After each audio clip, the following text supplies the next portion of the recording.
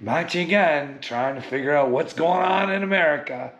Hey, the new leader of the unintelligence agencies, they're still unintelligent. You guys please let me know where I might be wrong. Because first off, if I was Mr. Playtel here, I would probably, well, being the master and ruler of the FBI, and I wanted to put bad people behind bars, well, I'd find out who signed off on that laptop. All 51, 52 of them would no longer be part of the agency. In fact, they'd probably be charged with treason because, well, they tried to manipulate the world and make them think that a laptop didn't exist.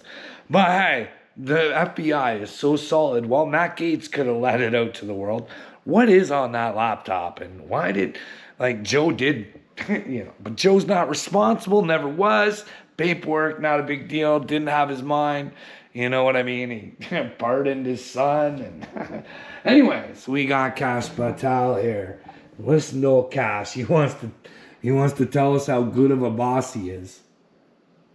What about the FBI did you get wrong before becoming director? Like, did you have some preconceived notion that turned out to be wrong about the Bureau? I think what I was a critic of was the leadership. People who sat in this seat before me, people who were the deputies and the very senior portions of the Bureau who manipulated and weaponized the Bureau. I was a fierce critic of it because I led the Russiagate investigation and So why isn't he going after him? Why isn't he going after Christopher Wray and everybody else who, you know what I mean? But hey, that's all right. Christopher Wray can dance into Congress and, oh, that's an ongoing case. We can't talk about that. The American people aren't ready to hear what we got to say because we ain't got nothing to say because rich people own us, Christopher Wray. But anyways, let's get back to the Playtel. that my predecessors went to a federal court and lied to them just to weaponize the FBI and the DOJ. That sounds criminal. Sounds criminal. Criminal. Percent true.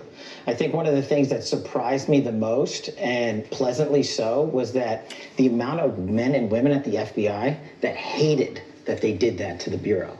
And that when I got in the seat, when Dan Bongino... They hated that they did that to the Bureau. So this guy, he just told you, the FBI, there's a bunch of people in there that are good people that didn't like that they kept their mouth shut and didn't tell the American people what was going on. Now, why is that? Should the FBI not work for the people instead of the fucking government? Hey, isn't that maybe a problem? Maybe he shouldn't be taking orders from Trump.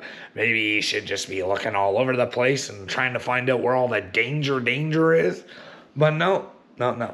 He's okay with a bunch of people who stayed silent because he knows that he can control those motherfuckers too. He can do whatever he wants and they'll stay silent because it's their job and they don't want to lose their jobs. How could they lose? What would happen to their families? Oh my goodness. Oh my gosh. Oh, I might have to be a man and I might get hurt for telling the truth. And well, when you can't have that stuff, well, you might want to be like Jesus, pick up that fucking cross. And well, you can't hang yourself. Someone's got to put you on there. Don't let people defile you. But hey, be willing to die for the truth or keep living in your guys' fucking lie that, well, Cash Playtel's playing all he is.